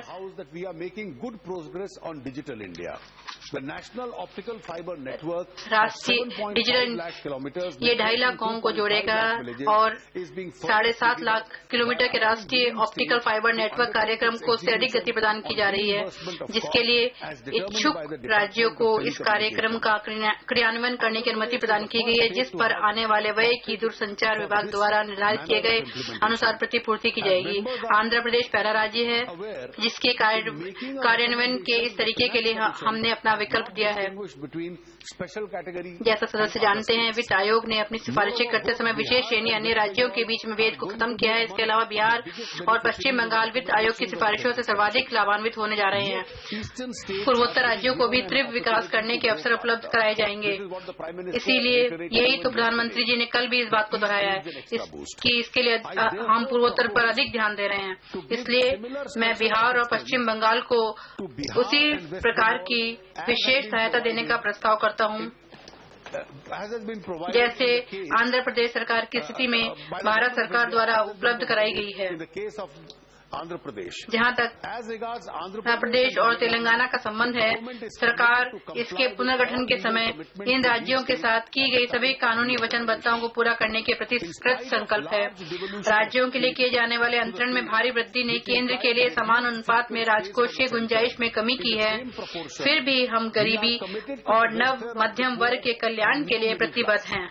इसे ध्यान में रखते हुए गरीबों और वंचितों के लिए स्कीम में पर्याप्त प्रावधान किया गया है। उदाहरणार्थ, मैंने मध्याह्न भोजन सहित शिक्षा क्षेत्र के लिए 68,968 करोड़, स्वास्थ्य क्षेत्र के लिए 33 करोड़ 152 करोड़ तथा मनरेगा सहित ग्रामीण विकास कार्यों हेतु 79,526 करोड़, आवास और शहरी विकास के लिए 22,407 करोड़, महिला और बाल विकास के लिए 10,351 करोड़, जल संसाधन नमामि गंगे के लिए 4,173 करोड़ का आवंटन किया है। राज्यों The significant sums will be spent. राज्यों द्वारा इन विषयों पर खर्च की गई महत्वपूर्ण राशि के साथ ही इन क्षेत्रों में विकास काफी बढ़ेगा और मैं राज्यों से अनुरोध करता हूं कि वे इस क्षेत्र में अपने बढ़े हुए संसाधनों को प्रभावी रूप से उपयोग करें। Enhanced resources effectively in these areas. Madam Speaker, अध्यक्ष महोदया, मैं दिल्ली मुंबई औद्योगिक कॉरिडोर के मामले में हुई अच्छी प्रगति से प्रसन्न हूं। गुजरात में अहमदाबाद धोलेरा निवेश क्षेत्र और महाराष्ट्र में औरंगाबाद के निकट शेंद्रा विपकिन औद्योगिक पार्क अब बुनियादी अवसंरचना पर काम शुरू करने की स्थिति में है। चालू वर्ष में मैंने 1200 करोड़ की आरंभिक राशि निश्चित की है, तथापि खर्चों के बढ़ाने की स्थिति में मैं अतिरिक्त निधियां उपलब्ध कराऊंगा। किसी भी अन्य चीज से पहले मातृभूमि के एक एक इंच की रक्षा सर्वोपरि है। अभी तक हम उदास और निरुत्साही बर्ताव के बावजूद आयात पर ही निर्भर रहे हैं। हमारी सरकार ने पहले ही रक्षा में FDI की अनुमति दे दी है ताकि भारत नियंत्रित निकाय हमारे लिए ही नहीं बल्कि निर्यात के लिए भी रक्षा उपकरणों के विनिर्माता बने। इस प्रकार हम एयरक्राफ्टों सहित रक्षा उपकरणों के क्षेत्र में उच्चतर आत्मनिर्भरता हासिल करने की दिशा में मेक इन इंडिया नीति का पालन कर रहे हैं। सम्मानित सदन के सदस्यों ने देखा होगा कि हमने रक्षा उपकरणों की खरीद से जुड़े मामलों में पारदर्शी और शीघ्र निर्णय लिए हैं ताकि हमारी रक्षा सेनाएं किसी भी स्थिति का सामना करने के लिए तैयार रहें। इस वर्ष मैंने सशस्त्र बलों की जरूरतों के लिए यथेष्ट संसाधन उपलब्ध कराए हैं। इस वर्ष संभावित व्यय 2,82,370 करोड़ के मुकाबले है 2015-16 के लिए 2,86,727 करोड़ का बजट आवंटित किया गया है। यद्यपि भारत में वित्तीय विषयों और अंतर्राष्ट्रीय वित्त के उत्कृष्ट ज्ञाता हैं, पर देश की प्रगति के लिए इनकी क्षमता को पूर्णतया प्रतिबंधित और दोहन करने के लिए भारत में अवसर सीमित है। गुजरात में GIFT की परिकल्पना एक अंतर्राष्ट्रीय वित्त केंद्र के रूप में की गई है, परंतु वास्तव में यह सिंगापुर या दुबई के जैसे ही अंतर्राष्ट्रीय वित्त केंद्र बन जाएगा और संयोग फंड से भारतीयों द्वारा ही चलाया जाता है। यह प्रस्ताव वर्षों से ऐसा ही है। मुझे यह घोषणा करते प्रसन्नता हो रही है कि यह पहला चरण शीघ्र वास्तविकता में बन जाएगा और मार्च में जारी किया जाएगा।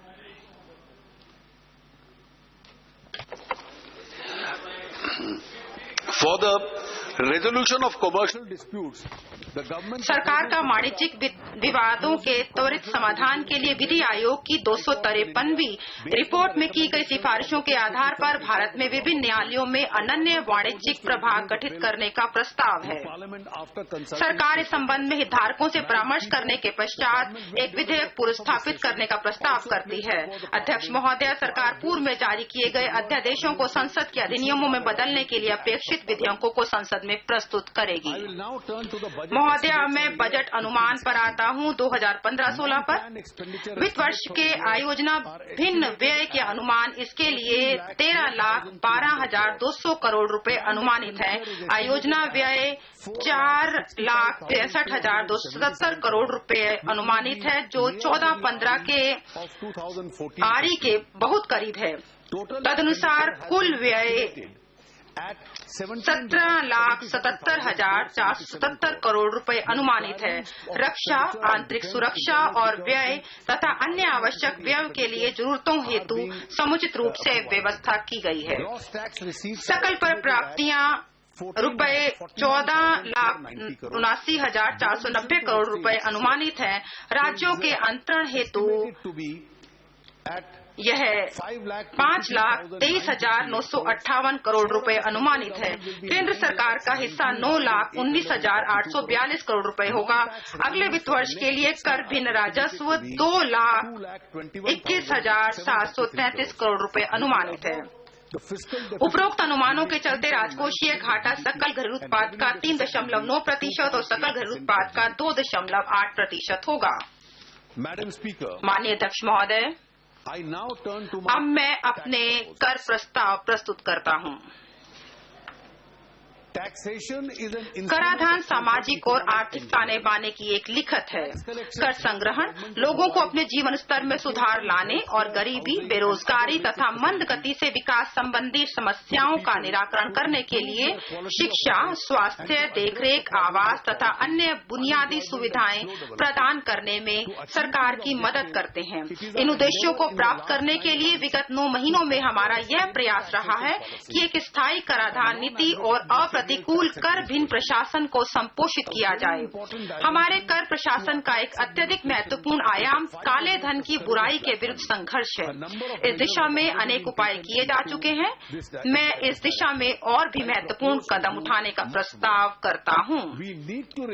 हमें यह सुनिश्चित करने के लिए विकास और निवेश के पुनरुद्धार की आवश्यकता है कि हमारे युवाओं के लिए और अधिक रोजगार सृजित हो तथा विकास के फायदे हमारे करोड़ों गरीब लोगों को प्राप्त हों। इसके लिए हमें एक समर्थकारी कर नीति की आवश्यकता है।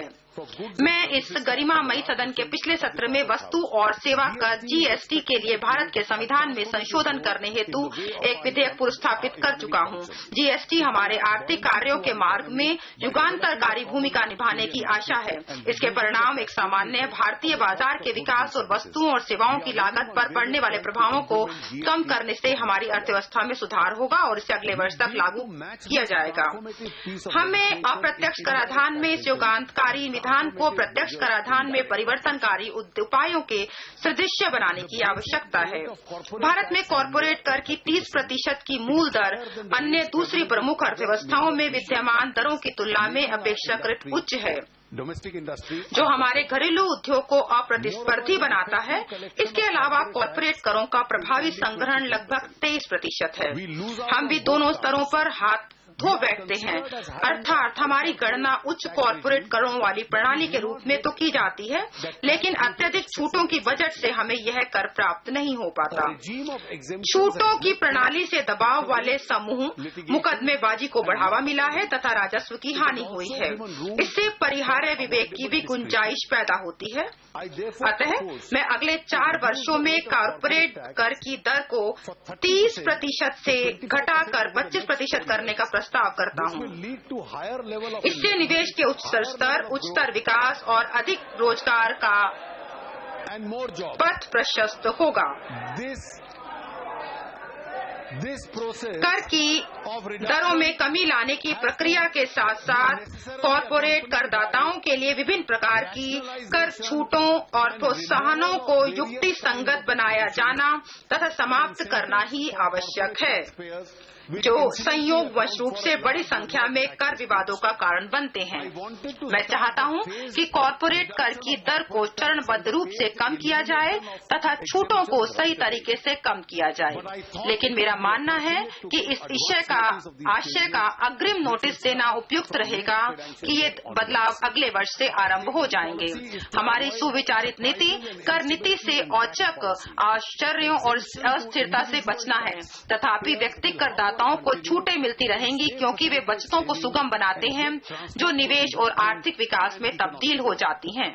अपने कर प्रस्तावों को अंतिम रूप प्रदान करते समय मैंने कतिपय व्यापक विषय स्वीकार किए हैं, जिसमें शामिल हैं काले धन पर काबू पाने के लिए उपाय, विकास और निवेश के पुनरुद्धार और घरेलू विनिर्माण के संवर्धन तथा मेक इन इंडिया के जरिए रोजगार सृजन, व्यापार को सुगम बनाने में सुधार लाने के लिए न्यूनतम सरकार तथा अधिकतम अभिशामन, स्वच्छ भारत कार्यक्रमों के माध्यम से जीवन स्तर और लोक स्वास्थ्य में सुधार लाना, मध्यम वर्ग के करदाताओं को लाभ और अर्थव्यवस्था के अधिकतम लाभों के लिए विशिष्ट प्रस्ताव प्रस्तुत करना।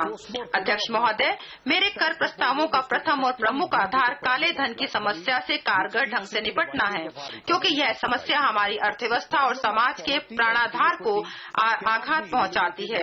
गरीबी और असमानता की समस्याओं को तब तक निराकरण नहीं किया जा सकता जब तक कि काले धन से उत्पन्न होने वाले प्रभावों को रोका न जा सके। पिछले 9 महीनों में इस दिशा में अनेक उपाय किए गए हैं।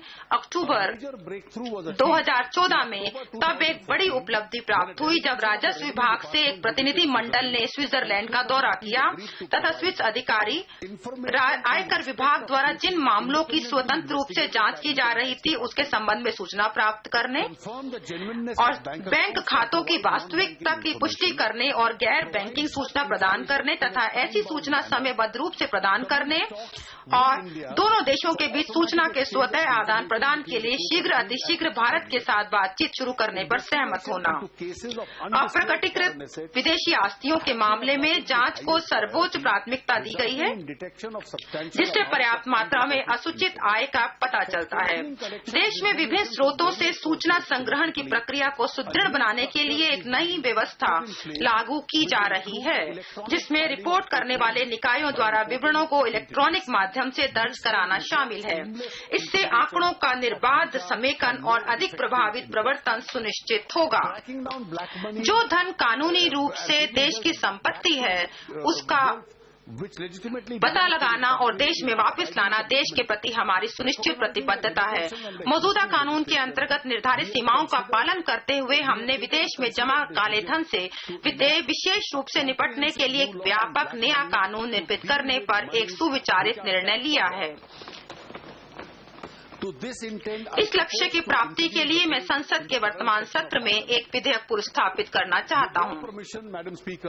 अध्यक्ष महोदय, मैं आपकी अनुमति से काले धन के संबंध में प्रस्तावित नए कानून की कुछ विशेषताओं पर प्रकाश डालना चाहता हूं। विदेशी आस्तियों के संबंध में आय और आस्तियों को छिपाना और कर वंचन अभियोजन योग्य होगा तथा इसके लिए 10 वर्षों तक के कठोर कारावास का दंड दिया जा सकता है और इसके अतिरिक्त इस अपराध को अक्षमनीय माना जाएगा। अपराधकर्ता को समझौता आयोग तक पहुंचने की अनुमति नहीं दी जाएगी। आय और आस्तियों को इस प्रकार छिपाए जाने के लिए कर के 300% की दर पर शास्ति लगाई जाएगी। विदेशी आस्तियों के निर्बंध में रिटर्न जमा न करने पर अपर्याप्त प्रकटन सहित रिटर्न जमा करने के लिए अभियोजन चलाया जाएगा और इसके लिए 7 वर्षों तक के कठोर कारावास का दंड दिया जाएगा। किसी अप्रकटीकृत विदेशी आस्ति से आय या विदेशी आस्ति से अप्रकटीकृत आय पर अधिकतम सीमांत दर पर कर अधिरोपित किया जाएगा। ऐसे मामलों में यदि अन्यथा कोई छूट या कटौती लागू होती है तो उसकी अनुमति प्रदान नहीं की जाएगी। विदेशी आस्तियों के लाभभोगी स्वामी या लाभभोगी व्यक्ति के लिए रिटर्न जमा करना अनिवार्य रूप से आवश्यक होगा, तब भी यदि कोई कर योग्य आय नहीं हो।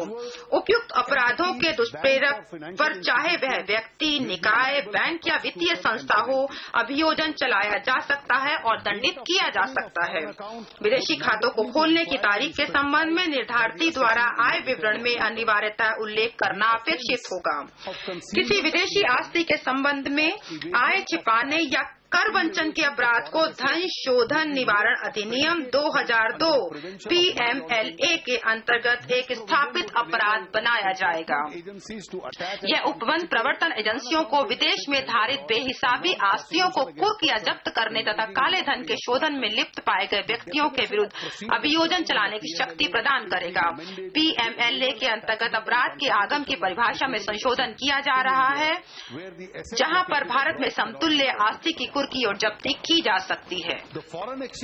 विदेशी मुद्रा प्रबंध अधिनियम 1999 फेमा में इस आशय का संशोधन किया जा रहा है कि यदि कोई विदेशी मुद्रा, विदेशी प्रतिभूति या इस अधिनियम के उपबंधों के उल्लंघन में भारत से बाहर कोई स्थावर संपत्ति धारित है तो उक्त संपत्ति के मूल्य के समतुल्य भारत में स्थित किसी संपत्ति के संभावित अधिग्रहण की कार्यवाही शुरू की जाएगी। इस उल्लंघन को शास्ति, अधिरोपण और 5 वर्ष के कारावास सहित अभियोजन के लिए भी उत्तरदायी ठहराया जाएगा।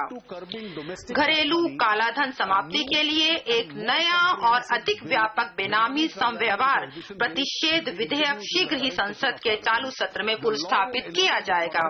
इससे बेनामी संपत्ति का अधिग्रहण किया जाएगा और इसके लिए अभियोग चलाने के लिए व्यवस्था की जा सकेगी। इस प्रकार बेनामी संपत्ति, विशेषकर रियल एस्टेट के क्षेत्र में कालाधन के अर्जन के मुख्य अवसर और धारण पर रोक लगाई जा सकेगी। देश में काले धन की समाप्ति के लिए बजट में कुछ अन्य उपायों के प्रस्तावों का भी जिक्र है। वित्त विधेयक में किसी स्थावर संपत्ति की खरीद के लिए नकद रूप से 20,000 या इससे अधिक की राशि के संदाय को स्वीकार किए जाने के निषेध के लिए आयकर अधिनियम को संशोधित करने का प्रस्ताव भी शामिल है। 1 लाख रुपए से अधिक मूल्य की किसी भी खरीद या बिक्री के लिए पैन का उल्लेख करना बाध्यकारी किया जा रहा है। थर्ड पार्टी रिपोर्टिंग निकायों द्वारा विदेशी मुद्रा बिक्रियों तथा सीमा पार संव्यवहारों की सूचना किया जाना भी जरूरी है। उल्लेखनीय संव्यवहारों के विखंडन की जांच के लिए भी उपबंध किया जा रहा है।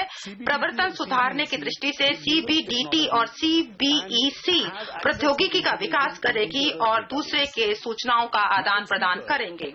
अध्यक्ष महोदय, इस वर्ष मेरे कराधान प्रस्तावों का दूसरा स्तंभ घरेलू विनिर्माण क्षेत्र में विकास और निवेश की बहाली और उसके संवर्धन तथा मेक इन इंडिया के माध्यम से नौकरियों का सृजन करना है।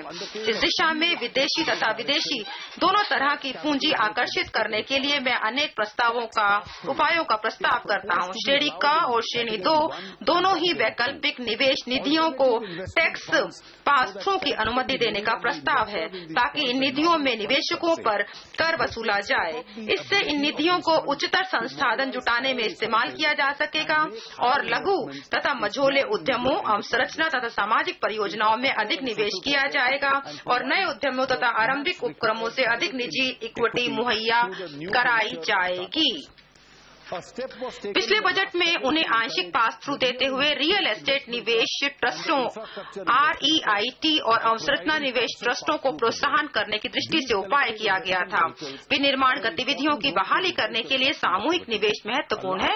विभिन्न पूर्ण परियोजनाओं में भारी मात्रा में निधियां अवरुद्ध हैं, जिन्हें नई अवसंरचनात्मक परियोजनाएं शुरू करने की सुसाध्य बनाने के लिए जारी किए जाने की आवश्यकता है। इसलिए मैं REIT तथा इनविट्स इकाइयों की लिस्टिंग के समय पर विद्यमान प्रायोजकों के लिए प्रतिभूति संव्यवहार कर का संदाय करने की शर्त पर पूंजीगत अभिलाभ प्रणाली को तर्कसंगत बनाने का प्रस्ताव करता हूं। वर्तमान कराधान संरचना में ऑफशोर लोकेशनों से काम कर रहे निधि प्रबंधकों के लिए प्रोत्साहन अंतर्निहित है। इन अपतटीय निधि प्रबंधकों को भारत में दोबारा लाने बसाने के लिए उन्हें प्रोत्साहित करने के लिए मैं स्थायी स्थापन PE मानकों को इस उद्देश्य से आशोषित करने का प्रस्ताव करता हूं कि भारत में नीति प्रबंधक की उपस्थित मात्र से ही ऑफशोर निधियों की PE गठित नहीं होगी, जिसके प्रतिकूल परिणाम होंगे। सामान्य अपवंचन निवारक नियमावली गार के कार्यान्वयन का मामला बहस का विषय है। देश में निवेश की भावना अब सकारात्मक हो चली है और हमें इस गति को और तेज करने की जरूरत है। गार से संबंधित कतिपय विवादास्पद मामले भी हैं, जिन्हें सुलझाए जाने की आवश्यकता है। अतः गार के लागू होने को 2 वर्षों तक स्थगित करने का निर्णय लिया गया है। इसके अलावा यह भी निर्णय लिया गया है कि जब भी गार लागू होगा तो वह 1/4/2017 को या उसके बाद होगा। आज मैं देखता हूं कि अनेक युवा उद्यमी व्यावसायिक उद्यम चला रहे हैं अथवा नए व्यवसाय शुरू करना चाहते हैं। इन्हें नवीनतम प्रौद्योगिकी की जरूरत है। इसलिए निम्न लागत पर छोटे व्यवसायों को प्रौद्योगिकी अंतर्भाग सुसाध्य करने के लिए मैं तकनीकी सेवाओं के लिए रॉयल्टी और शुल्क पर आयकर की दर 25% से घटाकर 10% का प्रस्ताव करता हूं। रोजगार के अधिक अवसर सृजित करने के लिए यह प्रस्ताव है कि नए नियमित कर्मकारों के रोजगार हेतु कटौती के लाभ सभी व्यवसाय निकायों को दिए जाएं। न्यूनतम 100 नियमित कर्मकारों की पात्रता की प्रारंभिक सीमा 50 की जा सकेगी। घरेलू विनिर्माण और मेक इन इंडिया के संवर्धन के संबंध में अप्रत्यक्ष करों की भूमिका की महत्वपूर्ण भूमिका है। इसलिए अप्रत्यक्ष करों में कुछ निविष्टियों, कच्चे माल, मध्यवर्तियों और सभी 22 मदों के संघटकों पर बुनियादी सीमा शुल्क की दर घटाने का प्रस्ताव करता हूं, ताकि शुल्क व्युत्क्रम को न्यूनतम किया जा सके और अनेक क्षेत्रों में विनिर्माण लागत घटाई जा सके।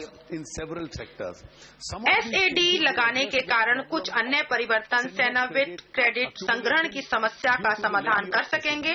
ITA बाउंड मदों के विनिर्माण में प्रयोग हेतु पॉपुलेटेड प्रिंटेड सर्किट बोर्डों के सिवाय सभी वस्तुओं को पूर्ण छूट देने और वास्तविक प्रयोगता की शर्त पर कुछ अन्य निविष्टियों और कच्चे माल के आयातों पर SAD घटाने का प्रस्ताव करता हूं। विभिन्न परिवर्तनों का ब्यौरा बजट भाषण के अनुबंध में दिया गया है। My next proposal is regarding मेरा अगला प्रस्ताव बिजनेस करने को सहज बनाने पर ध्यान देते हुए न्यूनतम शासन और अधिकतम अभिशासन तथा कर राजस्व पर समझौता किए बगैर कर प्रतिक्रियाओं के सरलीकरण के बारे में है। देश में 2013-14 में कुल धन कर संग्रहण 1008 करोड़ था। क्या कोई कर जिसके संग्रहण में अधिक लागत लगती है और लाभ कम होता हो उसे जारी रखा जाए या इसे निम्न लागत और उच्च प्राप्ति वाले कर में बदला जाए? धनी व्यक्तियों को कम आय वाले व्यक्तियों की तुलना में अधिक कर देना चाहिए। इसलिए मैंने धन कर समाप्त करने और 1 करोड़ वार्षिक से अधिक की कर योग्य आय वाले बड़े धनवानों पर 2% अतिरिक्त अधिभार से प्रतिस्थापित करने का निर्णय लिया गया है। इससे कर सरलीकरण का मार्ग प्रशस्त होगा और विभाग को कर अनुपालन का कराधार बढ़ाना सुनिश्चित करने पर अधिक ध्यान देने में समर्थ बनाएगा। 1008 करोड़ के कर त्याग देने के एवज में इन उपायों के जरिए विभाग को 2% अतिरिक्त प्रभार से लगभग 9000 करोड़ का संग्रहण होगा। इसके अतिरिक्त व्यष्टियों और कंपनियों द्वारा धारित धन का पता लगाने के लिए आस्तियों के बारे में सूचना जो धनकर विवरणी में प्रस्तुत की जानी अपेक्षित है को आयकर विवरणियों में लिया जाएगा। इससे ये सुनिश्चित होगा कि धन कर का उत्साधन किसी आय को टैक्स नेट से बचने न दे। आयकर अधिनियम की अप्रत्यक्ष अंतरण संबंधी उपबंध जो पिछली सरकारों की देन है में अनेक अस्पष्टताएं हैं।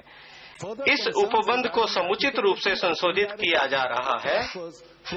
इसके अतिरिक्त विदेशी कंपनियों द्वारा अपने शेयर धारकों को अदा किए गए लाभांशों के अप्रत्यक्ष अंतरण के उपबंधों को लागू करने संबंधी चिंताओं का समाधान केंद्रीय प्रत्यक्ष कर बोर्ड द्वारा स्पष्टीकारक परिपत्र के जरिए किया जाएगा। ये परिवर्तन शक्तियों के विवेकशील प्रयोग की संभावना समाप्त करेंगे और कर दाताओं को अवरोध मुक्त ढांचा बनाएंगे। इसके अतिरिक्त छोटे और जो छोटे करदाता हैं उनसे जुड़ी दिक्कतों और घरेलू अंतरण मूल्य निर्धारण में अनुपालन लागत कम करने के लिए मैं आरंभिक सीमा 5 करोड़ से बढ़ाकर 20 करोड़ करने का प्रस्ताव करता हूं। विदेशी संस्थागत निवेशकों के लिए मैट उपबंधों को तर्कसंगत बनाने के लिए उन प्रतिभूतियों जिन पर निम्न दर पर कर लगता है में लेन देन पर पूंजी अभिलेखों से उनकी आय के अनुरूप लाभ मैट के अध्ययन होंगे। कर प्रशासन सुधार आयोग ने कर विभागों के प्रशासनिक सुधार के लिए अनेक सिफारिशें की हैं। ये सिफारिशें जांच के अंतिम स्तर पर हैं और इस वर्ष के दौरान उपयुक्त रूप से कार्यान्वित की जाएंगी। वस्तु एवं सेवा कर के संबंध में किए गए सुधारों के भाग के रूप में मैं शिक्षा उपकर और माध्यमिक एवं उच्चतर शिक्षा उपकर को केंद्रीय उत्पाद शुल्क में शामिल करने का प्रस्ताव करता हूं। प्रभावी रूप से उपकरों सहित केंद्रीय उत्पाद शुल्क की 12.3% क्षय की सामान्य दर को 12.5% के समतुल्य पूर्णकालिक की जा रही है। मैं उपबंध में दिए गए विवरण के अनुसार कतिपय अन्य जिन्सों में केंद्रीय उत्पाद शुल्क की विशिष्ट दरों से संशोधित करने का प्रस्ताव करता हूं। तथापि पेट्रोल और डीजल के मामले में ऐसे विशिष्ट दरों का वर्तमान में उन उद्ग्रहित शिक्षा उपकर की मात्रा शामिल में संशोधन किया जा रहा है। 12% से कम उत्पाद शुल्क की यथामूल दरों कुछ अपवादों के साथ 12% से उच्च दरों में कोई वृद्धि नहीं की जा रही है। सिगरेट पर उत्पाद शुल्क लगाने और पान मसाला गुटखा अन्य कतिपय तंबाकू उत्पादनों पर प्रवृत्त मिश्रित उत्पाद शुल्क सीमा में कुछ बदलाव किए जा जा रहे हैं। घरेलू चमड़ा फुटवियर उद्योग को बढ़ावा देने के लिए चमड़े से बनी ऊपरी भाग वाले फुटवियरों जिनका मूल्य 1,000 रुपए प्रति जोड़ी से अधिक है पर उत्पाद शुल्क घटाकर 6% किया जा रहा है। व्यवसाय करने को और अधिक सहज बनाने के लिए ऑनलाइन केंद्रीय उत्पाद शुल्क और सेवा कर पंजीकरण 2 कार्यदिवसों में किया जाएगा। इन करों के अधीन निर्धारित डिजिटल रूप से हस्ताक्षर किए इनवॉइसेज को जारी करने और इलेक्ट्रॉनिक रिकॉर्ड रखने की अनुमति होगी। इन उपायों से कागजी काम और लाल फीताशाही में कमी आएगी। निविष्टियों और निविष्टि सेवाओं पर सैनवेट क्रेडिट लेने की समय सीमा 6 माह से बढ़ाकर 1 वर्ष की जा रही है। ये भी व्यवसाय सहायता का एक उपाय है।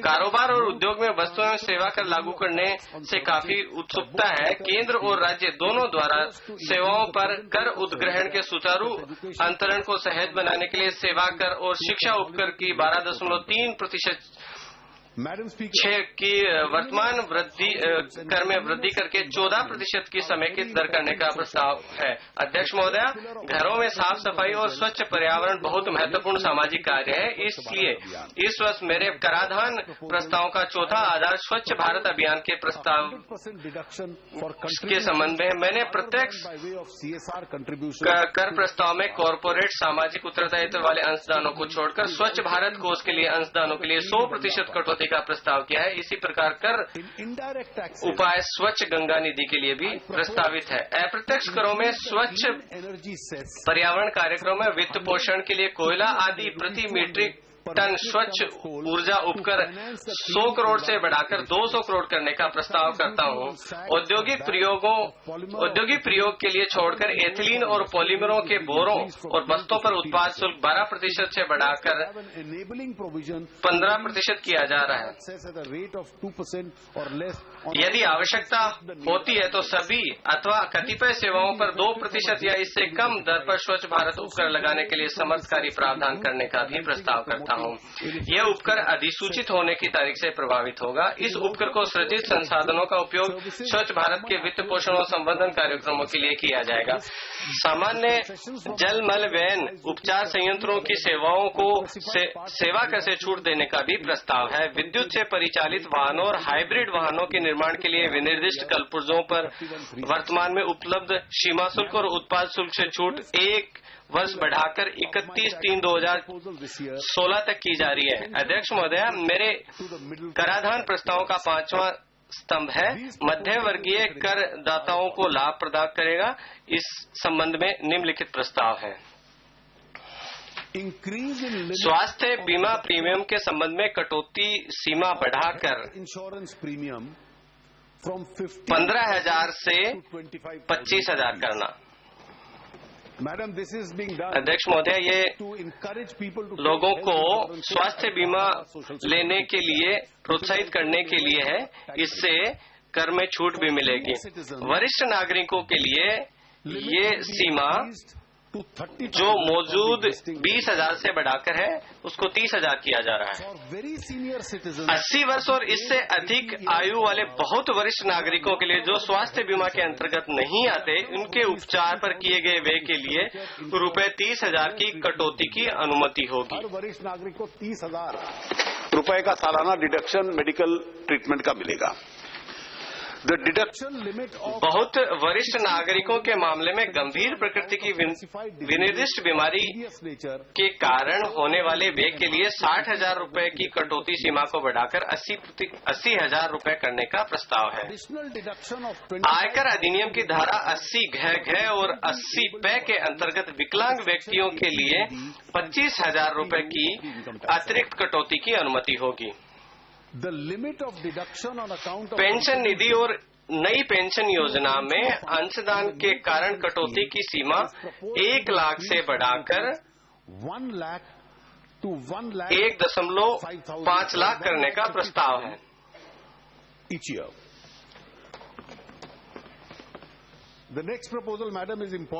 अगला प्रस्ताव महत्वपूर्ण है। अध्यक्ष महोदय, व्यक्तियों को सामाजिक सुरक्षा नेट और पेंशन की सुविधा मुहैया कराने के लिए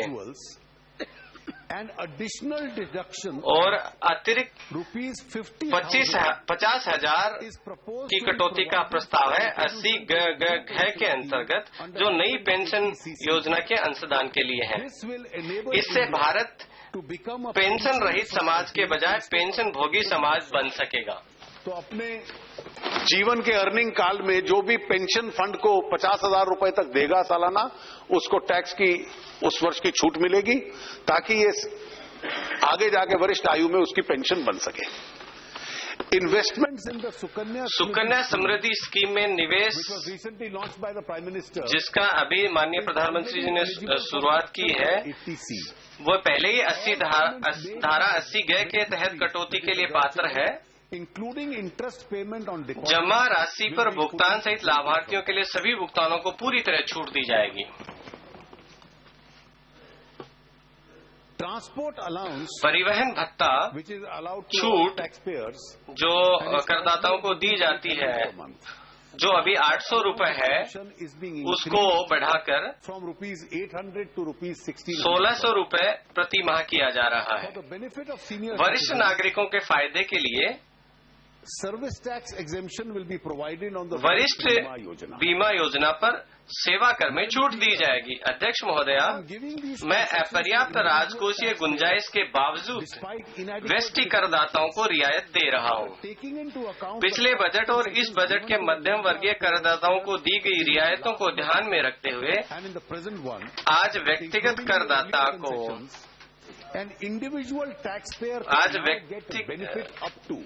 एक व्यक्ति करदाता को 4,44,200 का कर लाभ उपलब्ध कराया गया है, जैसा कि अनुबंध में देखा जा सकता है।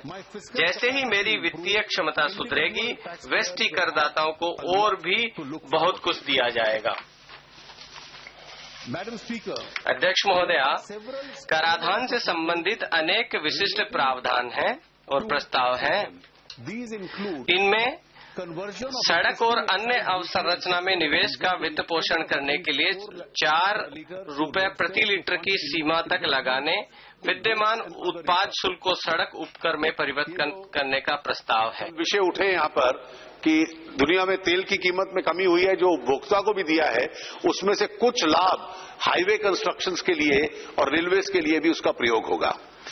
इन सेक्टरों के लिए इस उपाय के जरिए 40,000 करोड़ रुपए की राशि उपलब्ध कराई जाएगी। सेवा कर में फलों और सब्जियों के संबंध में कतिपय प्रशीतन पूर्व भंडारण सेवाओं को छूट दी जा रही है, ताकि इस महत्वपूर्ण क्षेत्र में मूल्यवर्धन को प्रोत्साहित किया जा सके। सेवा कर के अंतर्गत नकारात्मक थोड़ी सी छोटी की जा रही है और कराधार बढ़ाने के लिए कतिपय अन्य छूटों को वापस किया जाएगा। योग भारत का एक विश्व में बहुत बढ़िया तोहफा है। आयकर अधिनियम की धारा 215 के तहत धर्मार्थ प्रयोजन के दायरे में योग को शामिल करने का प्रस्ताव है। इसके अतिरिक्त बहुत से वास्तविक धर्मार्थ संस्थानों द्वारा सामना की जा रही समस्याओं को कम करने के लिए व्यापार, वाणिज्य एवं कारोबार प्रकृति के क्रियाकलापों से होने वाली प्राप्तियों पर अधिकतम सीमा को संशोधित करके 25 लाख की मौजूदा सीमा से कुल प्राप्तियां 20% करने का है। गैर लाभकारी संगठनों का एक नेशनल डाटा आधार भी विकसित किया जा रहा है। कुछ समय से प्रत्यक्ष कर संहिता के अधिनियमन पर विचार विमर्श किया जा रहा है। प्रत्यक्ष कर संहिता के अधिकांश उपबंधों को आयकर अधिनियम में पहले ही शामिल कर लिया गया है। प्रत्यक्ष कर संहिता के कुछ एक पहलुओं जिन्हों छोड़ दिया गया था, उनके बारे में हम वर्तमान बजट में कुछ मुद्दों का समाधान किया है। इसके अतिरिक्त आयकर अधिनियम के अधीन विधि शास्त्र को सुविकसित किया गया है। इन सब पहलुओं पर विचार करते हुए प्रत्यक्ष कर संहिता जैसा कि आज मौजूद है, इसे आगे बढ़ाने से कोई फायदा नहीं होगा। अध्यक्ष महोदय, प्रत्यक्ष और अप्रत्यक्ष प्रस्तावों का बजट भाषण में अनुबंध में दिए गए हैं, जिसे सभा पटल पर रखे गए हैं। मेरे प्रत्यक्ष कर प्रस्ताव में 8,315 करोड़ रुपए की राजस्व होनी होगी, जबकि प्रत्यक्ष करों ने प्रस्ताव में 23,383 करोड़ की प्राप्ति हो सकती है। अतः सभी कर प्रस्तावों के निवल प्रभाव को 15,068 करोड़ का राजस्व अभिलाभ होगा। निष्कर्ष। अध्यक्ष महोदय, निष्कर्ष स्वरूप यह स्पष्ट है कि इस बजट की आशाएं बहुत ऊंची रही हैं। लोगों ने आमूलचूल सुधारों के लिए हमसे आग्रह किया था। वे भी मानते हैं कि भारतीय अर्थव्यवस्था एक विशाल सुपर टैंकर या हाथी है।